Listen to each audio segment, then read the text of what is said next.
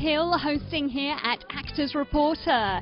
We're here today at Theatre 40 in Beverly Hills for the premiere of Marilyn and Sinatra, which was written and directed by Sandra Minetti. Let's see who we can meet. Hi there, I'm your host Laura Beth Hill. I'm joined here at the premiere of Marilyn and Sinatra with the writer and director of the show, Mr. Sandra Minetti. Thank you for joining us and congratulations! Laura Beth, thank you for joining us. It's great to have you, an Actors Reporter, here at opening night. There's nothing like opening night, is there? I know, there's such a buzz here tonight. Everybody's so excited, can't wait to see it. So tell me, is this a true story? It is, and discovering this true story was the genesis of this whole project. One of my neighbours happens to be Marilyn Monroe's last publicist, Michael Selzman, and he's just a font of all fascinating information about Marilyn. And I'd heard this story, which I ran by him and a few other people, that on the night she died, Marilyn Monroe was listening to a stack of Frank Sinatra albums, nothing else.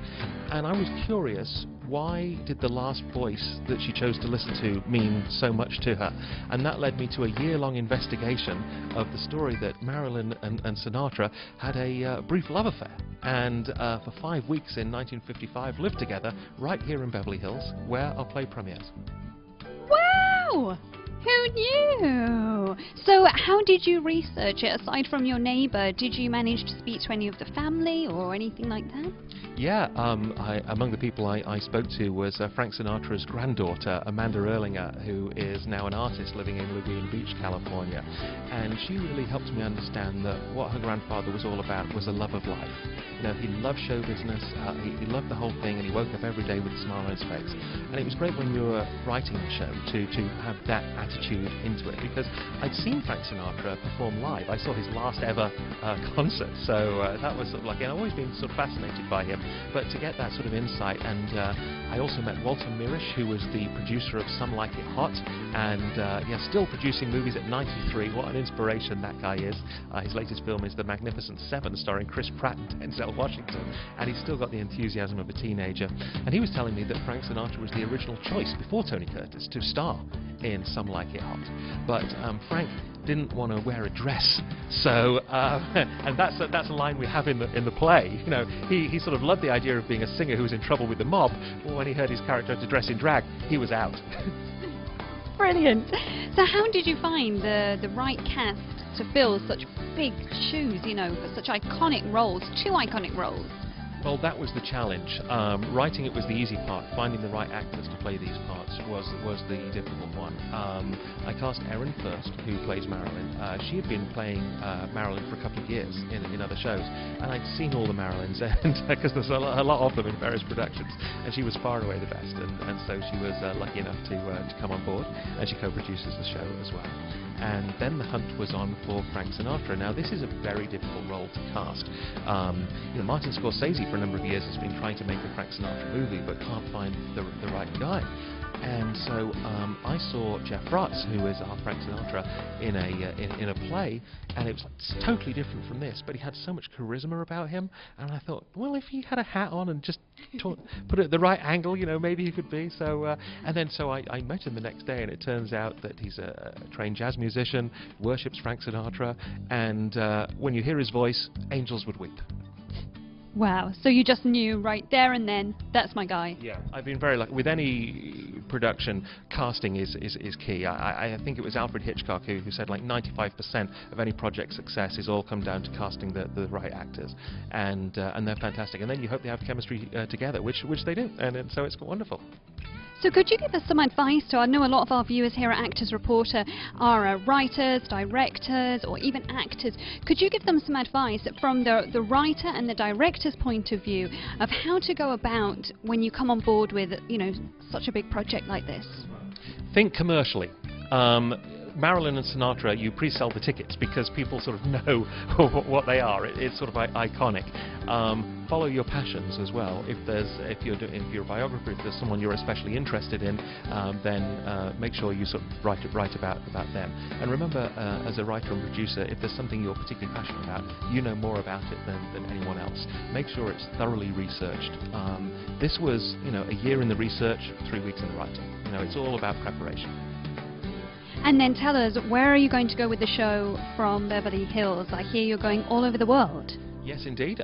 We are at the Edinburgh Festival in Scotland, and we are at and that'll be at the Royal Society of Scotland in August. We'll be following that up in the West End of London. We'll be at the Jermyn Street Theatre, opening August 15th. We'll also be in New York.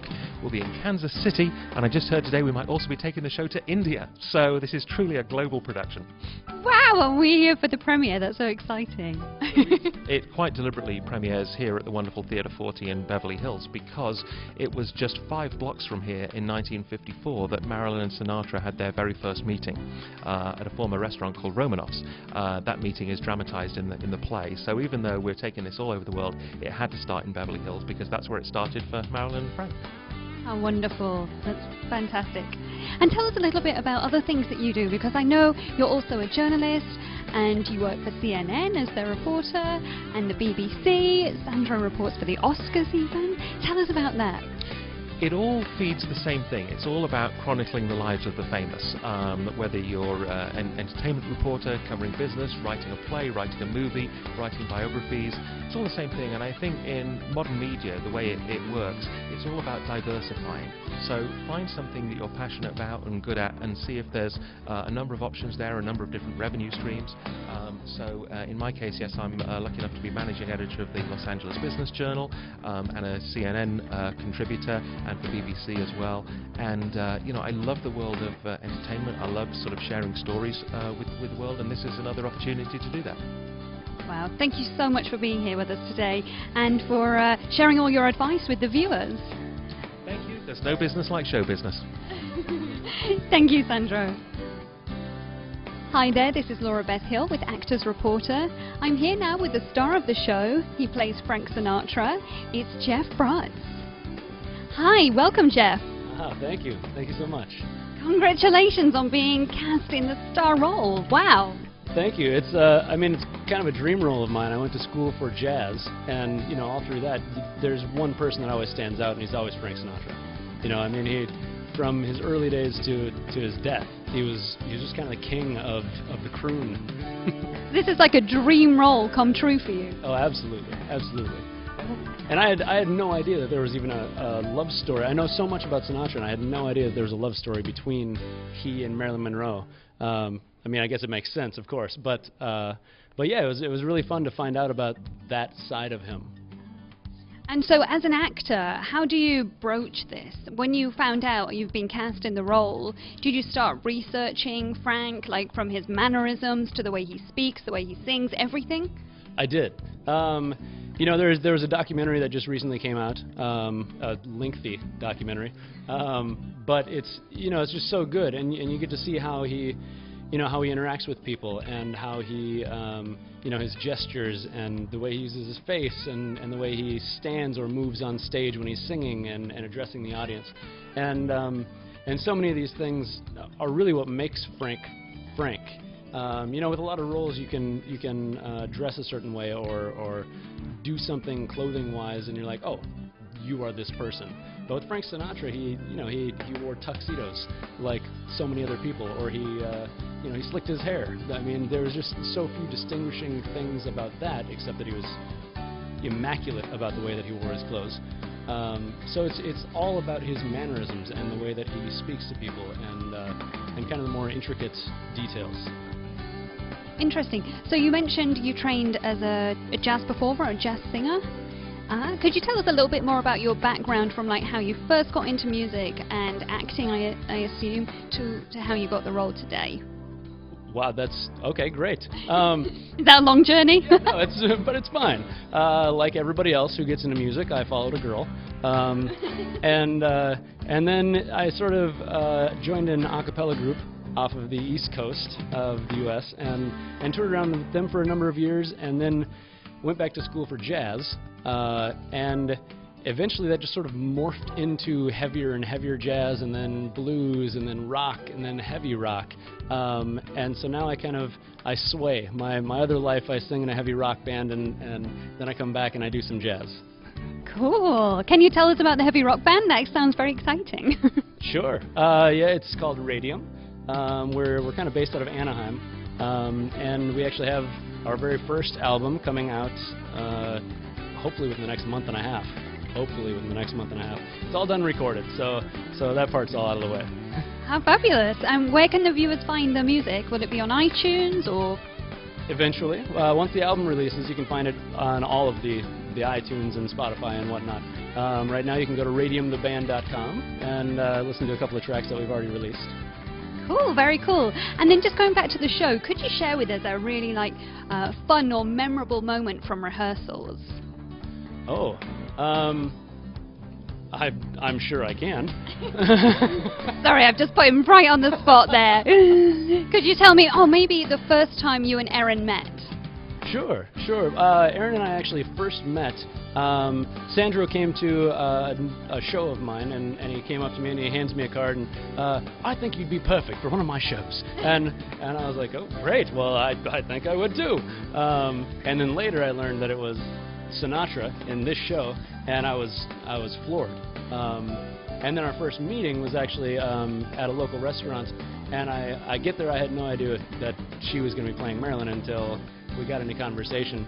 And I immediately sit down, and she comes at me with her thick Scottish accent, and I went, no, that makes total sense, I think, for you to play Marilyn. And then we got into rehearsals, and it was night and day, no pun intended.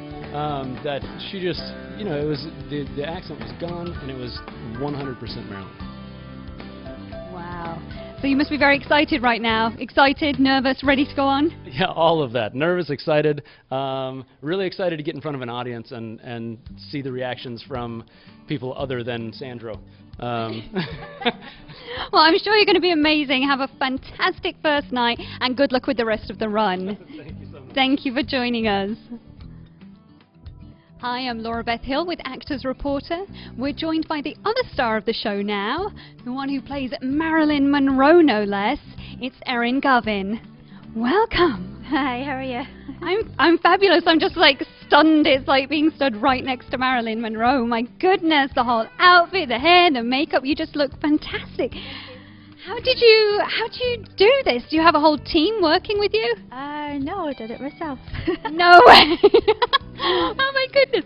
And today's not the first time you've played Marilyn though, is it? No, I played Marilyn in another show called Marilyn My Secret, and it was completely different to this.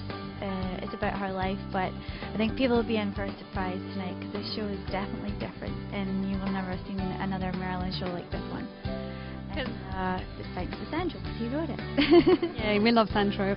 That's awesome because this is like the sort of the secret story, the love affair between Marilyn and between Frank. Not giving away too much, but did you have any input in the research? Because I know you co-produced the show, didn't you? Yeah, we did. Sandra did most of it, to be honest. So I just read the script, and there was just a couple of little things that Marilyn would, the way that she would say it. So we would change things like that just so that it flowed properly.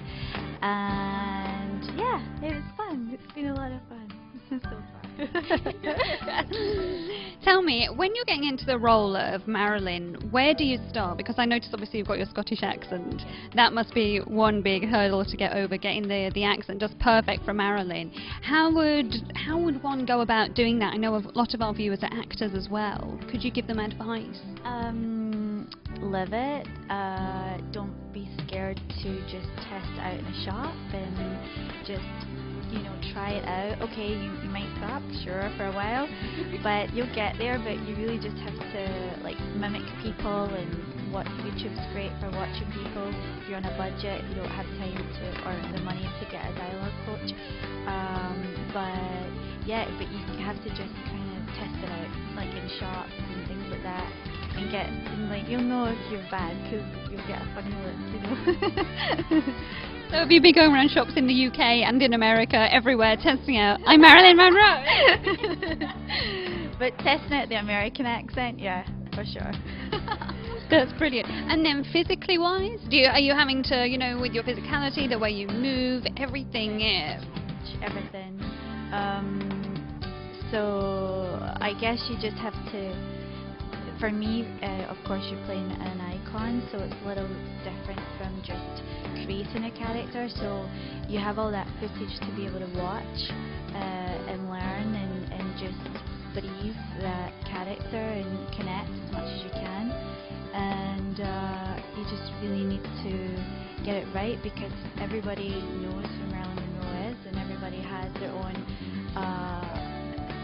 idea of what she's like, whether it's on screen or off screen.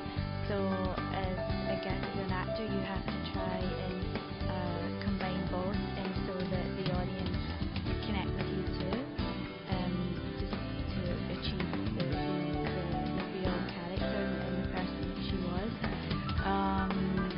She was really deep, and not a lot of people know that, but I guess Marilyn Monroe fans do, that she had a lot of ups and downs, and I think a lot of people can relate to this character, because we all go through shit, put it nicely, we all go through shit. We all have our ups and downs, we all have our moments of depression, we all want to cry, we all have happy times. So there is things that you relate to, and there's a lot of girls out there that probably see her as their icon because they've had a troubled past as well, so they can relate to her, and they want to be an idol and an icon, so they relate to her that way too. So yeah, it's just about building the character and just being the best that you can be, and that's it. We're very excited to see it. I can't wait. Could you tell us briefly as well about your background? Because I know you also have an agency in London, which is very successful. There's so much going on.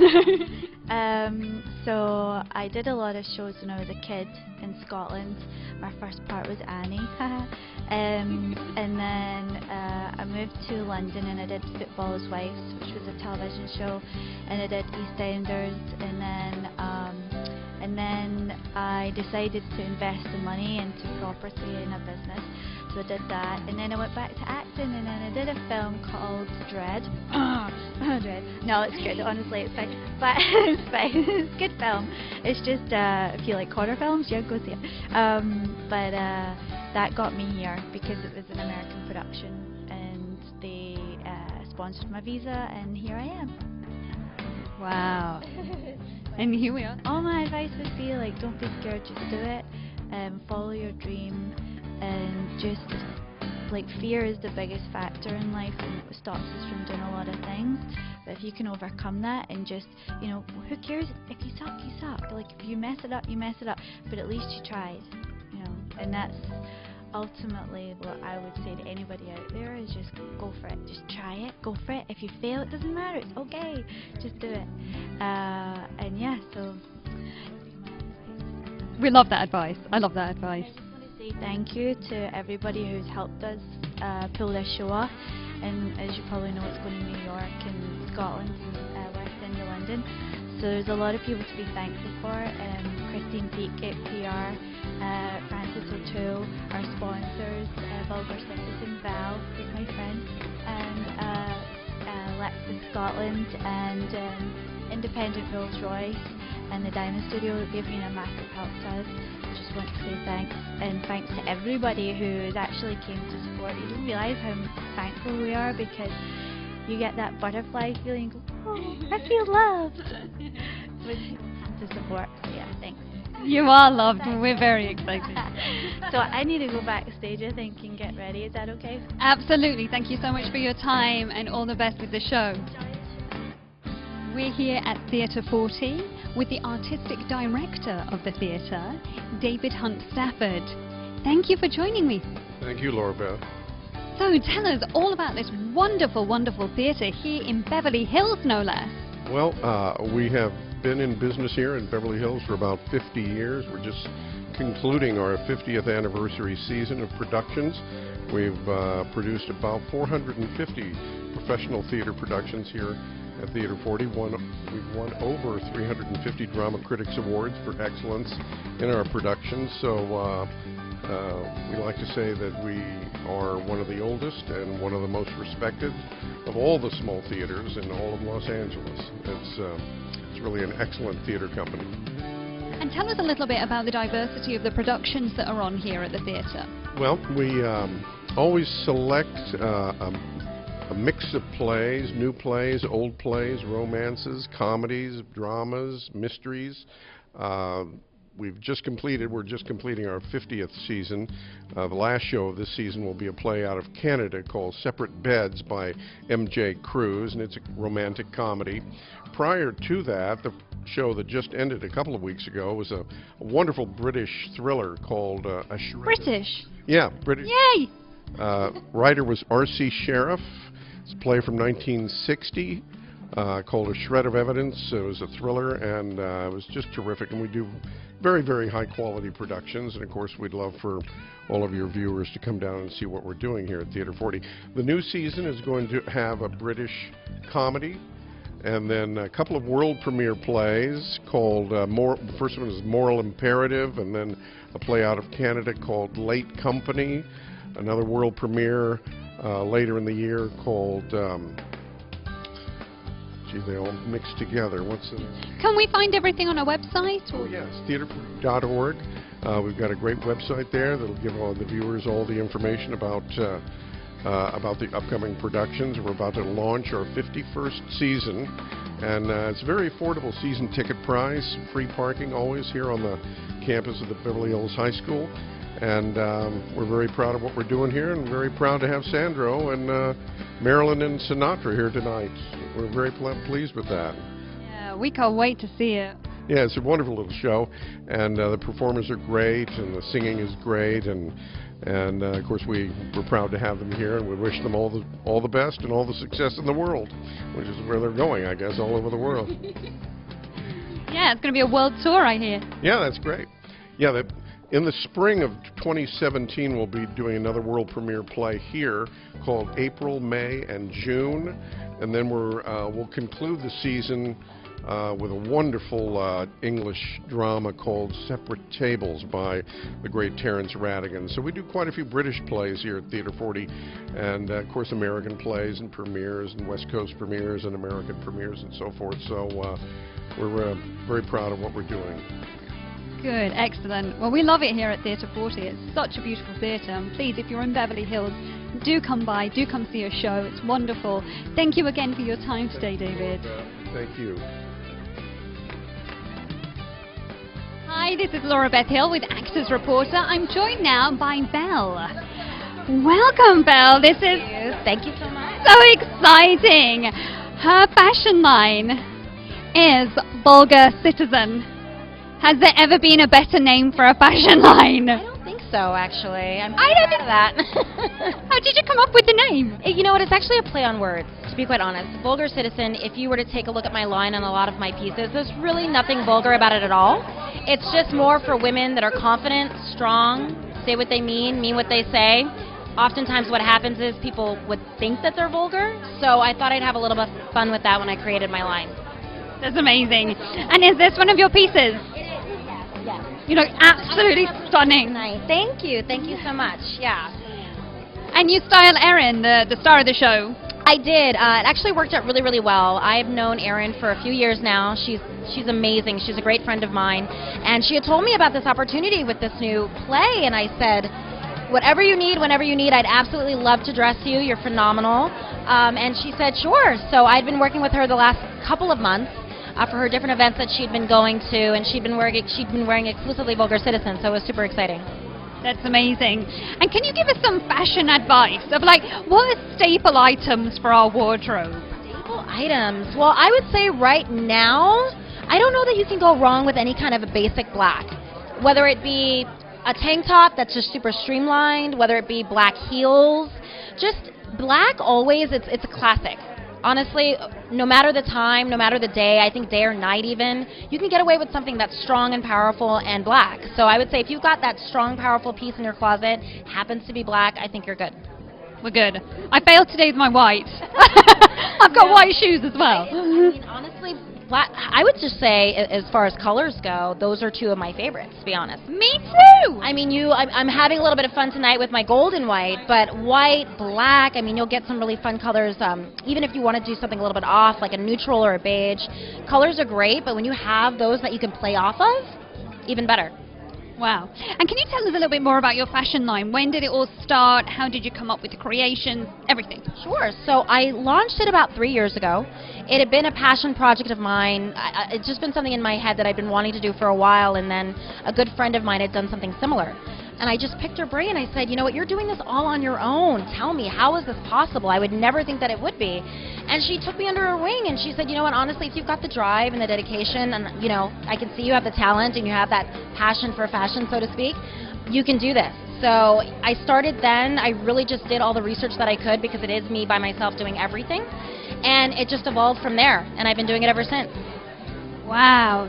So can we come in and buy your clothes, or do you come to clients and style them and bring your clothes to them? How does it work? So both. So so basically, as far as coming in, I do mobile pop-up boutiques. All throughout California, I've done them, where I'll be a certain place maybe for about a couple of days to a week, for instance. People can come in, they can try on for themselves. We'll promote it ahead of time so people know where we'll be. But I also, you know, Aaron's a great example. If anyone else would be interested in that as well, I do have that available, where if you'd like that personal style consultation, maybe perhaps you're looking for a change up in your wardrobe, or you have an event to go to, anything like that, absolutely, I'd love to. I mean, that's one of the exciting parts of my business, just being able to interact with people and get them really excited about fashion. So I'm both, and of course, everything is online.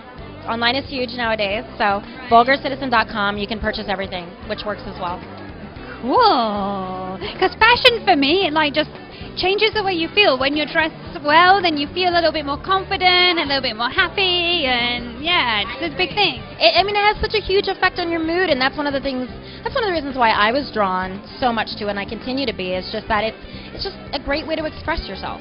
It's just fun. So I'm really blessed that I'm able to be in this business and that I was able to build my own. So I like the idea of being able to spread that to other people. Hi, this is Laura Beth Hill for Actors Reporter. I'm here with the fabulous and the stunning Summer Watson. Thank you for joining me. So welcome. It's wonderful to be here. Yeah, I know. It's so exciting. I can't wait for the show to start. Tell me, Summer, what have you been up to recently? Oh my goodness, 2016 has been absolutely phenomenal. I've been extremely busy performing, and I'm also managing a rock band at the moment. This month is celebrating Brit Week, and we've had a few different events. I've been working with Millie Brown, who's a performance artist well known for performing with Lady Gaga, and we have a wonderful new concept planned together, where I'll be singing and working with the acclaimed composer Taras Takchenko, and she'll be hanging from the ceiling with beautiful Swarovski crystals, so that's a wonderful concert to look out for. Wow! Yeah, it's super exciting. And what else? We'll be, planning to do some more concerts with the rock band and getting out and working with all artists in Los Angeles. Wow! So for any viewers who don't know, Summer is a huge, very successful opera singer all over the world. Obviously she's British and also very gorgeous. And she does vocal coaching for singers. What advice would you give for people who are wanting to be singers, who haven't actually had any coaching yet? Great question. I would say really just be true to yourself. I started in a classical background, and really get your foundation of training, and then you can really branch out into any area. Jazz, pop, really the world is your oyster. But be true to yourself, listen to your soul, and enjoy music for what it is, whatever the genre. What sort of music do you like to listen to? I love to listen to the classics, the good oldies, Ella Fitzgerald, the jazz artists like Frank Sinatra, the newer artists like Michael Bublé, but then, I love to rock out as well, yeah. So tell us a little bit about the rock bands that you're managing. They are called Ulysses. They are Californian-based for good-looking guys who write their own music. And it really started out by a way of forming the band together, where they want to be able to write their own music and to get a message out there. And I think in today's world, with the tech world, with really engaging them into video games and film music and so on. So it's exciting. And to be a Brit bringing a California band over to England, watch out. Wow, how exciting. Well, thank you so much for your time here on the carpet with us, and enjoy the show. Thank you. Thank you for having me. Hi, this is Laura Beth Hill with Actors Reporter. I'm joined now by Bernard. Bernard is actually with BAFTA, the British Academy out here in LA. Hi Bernard, thank you for joining me. Thank you so much for Are having you, me. are you excited to see the show? Yeah, I'm very, very, very excited, yeah. So what's your connection? You know Sandro, right? I met Sandro at the BAFTA Newcomers program. I applied when I got here in LA last year, and they chose me to become one of the newcomers member, and I'm very happy. And then Brits in LA, and then other events that we were working together. And this is obviously part of Brit Week. Everything is British. Where are you from, though? Well, I was born in Spain. I was brought up I'm born in Spain in Madrid, but my father is English, so I'm half British. He has a British connection. Okay, we'll let you off. My accent has gotten a lot more Americanized now, but I'm half British. My father's from Liverpool, so it can't be any more British than that, can it? Yeah, Northern. I'm from Leeds. Yes. So tell us what you're up to at the moment out here, because you're an actor, aren't you? I'm an actor. I've been here for a year now, and I can say I'm very happy. I just filmed 2 weeks ago my first job for TV network. Wow, congratulations! For Jane the Virgin, so look forward to that. It's coming out in like a couple of weeks, so that's something great. And then a film that we did last year called The Watchers. It's now it's going to be premiered in the 26th of May in Beverly Hills, also here, and it's got an award in the Buffalo Niagara Festival. So it's Wow! Very happy, yes, yeah. And how many years have you actually been here to get to such a level of success already? Been a year. A year! Oh my goodness, in a year you can achieve all of that. Well, congratulations. If you work hard and you're focused, and yes, and you come prepared, I think things happen. You know, you just have to fight for it. Keep going, fight for it. That's the motto today, fight for it. Well, thank you so much for joining me, and enjoy the show. Thank you so much for having me. Thanks. Hi, I'm Laura Beth Hill. I've been your host here at the premiere of Marilyn and Sinatra here at Theatre 40 in Beverly Hills. It's been an amazing evening so far. We've met Sandra Minetti himself, who is the writer and the director. We've also met Aaron Guinness, who plays Marilyn Monroe, and of course Jeff Bratz, who plays Frank Sinatra. We also had a chat with a couple of the guests tonight too. I hope you've enjoyed it as much as I have. I've got to go now. I want to go see the show. Have a wonderful day. Thank you. Bye-bye.